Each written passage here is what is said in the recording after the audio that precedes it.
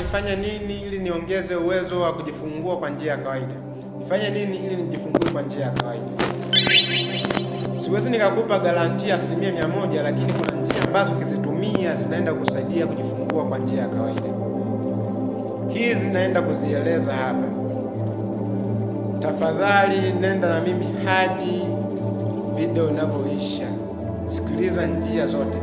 Lakini kama wewe ni mgeni, unaweza ukasubscribe channel yetu kwa ajili hasa ya kujifunza kwa masomo yajayo. Ninapoweka video, basi wewe mtu wa kwanza kuona video zetu. Kuna njia tofauti ambazo zinaweza kukusaidia wewe kama mama mjamzito kujifungua kwa njia ya kawaida. Zinaongeza uwezo wa wewe utakapokuwa unajifungua, njia yako iwe rahisi na ujifungue kwa njia ya kawaida. Baadhi ya hizo njia ni pamoja na kuhudhuria kliniki ili kama kuna changamoto yoyote ya uzazi itibiwe mapema kabla haijakuathiri, haijalazimisha kufanyiwa operation. Pili, vile kutumia virutubisho hasa kama folic acid, madini ya chuma, protini na punguza vyakula vyenye mafuta mengi. Tatu, maintain uzito wako. Usiwe na uzito wa kuzidi, aidha kuwa na mwili mkubwa kuliko kawaida ambao wengi hao wanapata kulingana na vyakula ambao wanakula sana wanapokuwa wajawazito. Vile namba 4, fanya mazoezi. Hii hapa ndo naenda kuielekeza. Baadhi ya mazoezi ambayo ni muhimu sana, ukiyafanya yanaenda kuongeza hasa wewe kama mama mjamzito kuweza kujifungua kwa njia ya kawaida. Baadhi ya mazoezi hayo ni kama ifuatavyo. Namba 1, zoezi la kutembea, walking. Zoezi la kutembea linaenda kusaidia hasa kuimarisha afya ya misuli ya nyonga. Kwa hiyo unapotembea ni kwamba unaongeza mzunguko wa damu. Hapo nyuma, sio mara moja, nilikuwa nikiona baadhi ya watu huko kijijini, ni kwamba mtu anaenda hospitali kwa ajili ya kwenda kujisikilizia kuhusiana na mimba yake. Wakati wake kujifungua umekaribia, walikuwa analala hospitali. Kwa hiyo mtu akienda anatembea kwa mguu.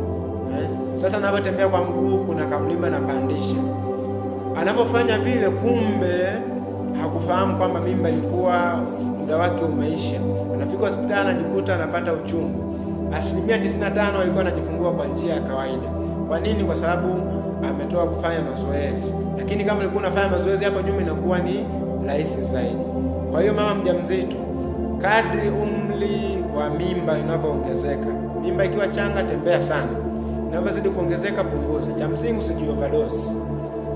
Kama ukiona upo kwenye mazoezi unatembea, umeona huna nguvu, umeshindwa, basi unaweza ukaita bodaboda, aidha ukaita msaada wowote ukapumzika, ila usiji overdose. Zoezi la pili, mazoezi ya nyonga. Mazoezi ya nyonga. Mazoezi ya nyonga kwa namna gani? Mazoezi ya nyonga hapa unalala chali. Unalala unaangalia juu. Afu baada ya hapo unakuwa unainua kiuno chako juu chini. Kama hivi unavyoona, juu chini. Kwa namna hiyo inaenda kusaidia kupunguza maumivu ya nyonga, lakini vile inaenda kusaidia hasa kwenye kufungua njia, hasa pale ambapo utakuwa unafanya nini, unajifungua. Kwa hiyo ni vema kama unafanya hili zoezi angalau hata mara 2 kwa siku, ukiweza hata mara 3. Okay? Zoezi la Kegel. Kegel ni mazoezi ya nyonga pia, lakini hili ndio zoezi kuu, ndio maana bado inaitwa zoezi la Kegel exercise. Hili ni zoezi ambalo linahusisha hasa mama mjamzito kubana pumzi. Yaona kuwa ni kama unabana pumzi na kuachia. Aidha kama unataka kukojoa, alafu unafanya nini? Unabana. Unakojoa alafu unafanya nini? Unabana. Kwa hiyo nataka hivyo, inakuwa ni kama unataka kukojoa mkojo na kufanya nini? Unabana tena. Kwa namna kama hiyo. Hivyo inaenda kusaidia kuimarisha misuli ya nyonga. Hili zoezi kwa urahisi wengi wanalifananisha na neno moja ambalo watu ambao wanashiriki tendo la ndoa wanasema kufinyia kwa ndani. Yaani kama unafinya kwa ndani. Kwa namna hiyo. Kumbuka hili zoezi linahusisha misuli ya nyonga na sio vinginevyo kama wengi wanavyofanya kwamba unatumia matako na vitu vingine. No, misuli tu ndio inayotumika. Unavuta, baada ya dakika 5 unaachia, unavuta, baada ya dakika 5 unaachia. Hii itaenda kusaidia sana sana kuimarisha afya ya misuli, kuimarisha afya ya misuli ya kibofu, vile vile inaenda kusaidia kwenda kuimarisha misuli ili kuepuka uwezo wa nini, wa kuchanika, yani uke kuchanika wakati wa nini, wa kujifungua. Kwa hiyo inaenda kuimarisha sana uke. Okay? Zoezi lingine ni zoezi la mgongo, mazoezi ya mgongo. Hapa kuna zoezi moja tunaita cat cow exercise, cat cow stretch.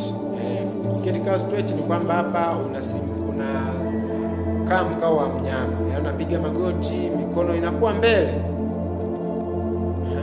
Sisi tunaelewana?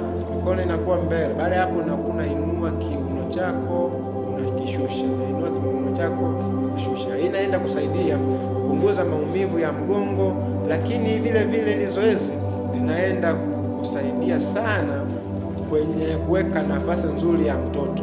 Kwa hiyo mtoto akikaa vizuri, basi ni kwamba ni rahisi sana ukajifungua kwa njia salama.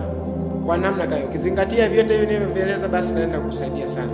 Lakini unaweza ukashare na wengine ili nao wapate kujifunza masomo yetu. Asante sana, usisahau kulike, comment. Kama una swali lolote aidha hujaelewa, tafadhali comment hapa chini nipate kuliona swali lako ili nikujibu. Kama hujaelewa chochote, basi jitahidi uuliza hapa. Kama umeelewa, basi comment nimeelewa. Nitafurahi sana kuiona comment yako, nitajua tupo pamoja. Asante sana, nikutakie wakati mwema.